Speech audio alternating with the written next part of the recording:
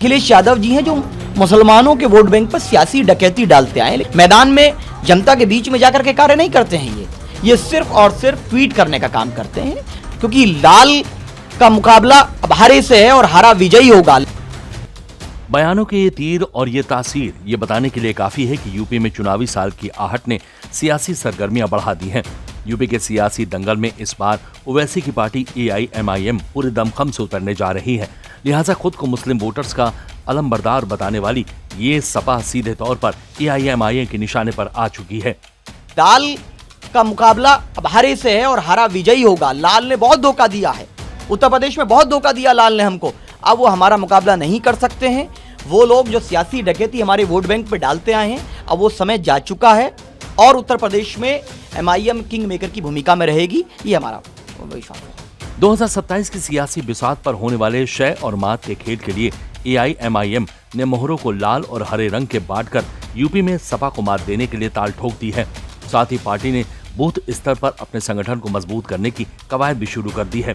उत्तर प्रदेश की सियासत में अब एक नया रंग देखने को मिल रहा है। अगले वर्ष होने वाले विधानसभा चुनाव से पहले AIMIM अब मुरादाबाद से सदस्यता अभियान की शुरुआत कर रही है।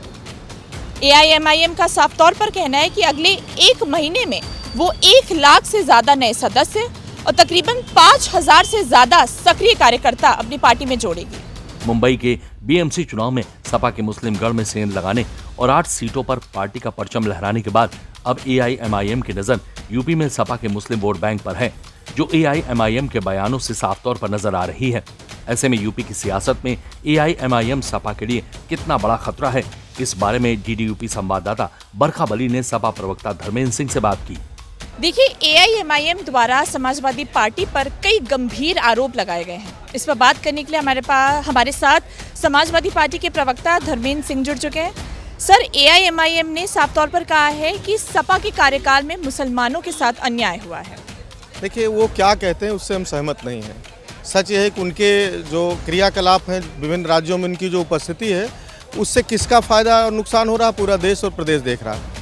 हम जाति धर्म की राजनीति नहीं करते, हम सबका वोट लेते हैं और जब सत्ता में आते हैं या जहां भागीदारी की बात आती है, हर वर्ग के लोगों का, समाज के हर तबके के लोगों का सम्मान देते हैं, उनकी उचित भागीदारी देते हैं।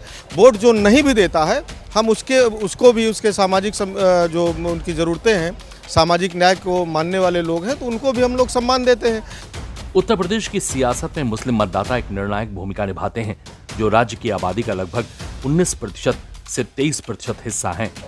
लिहाजा 2027 के विधानसभा चुनाव के करीब आते ही मुस्लिम वोट बैंक एक बार फिर राजनीतिक चर्चा के केंद्र में आ गया है।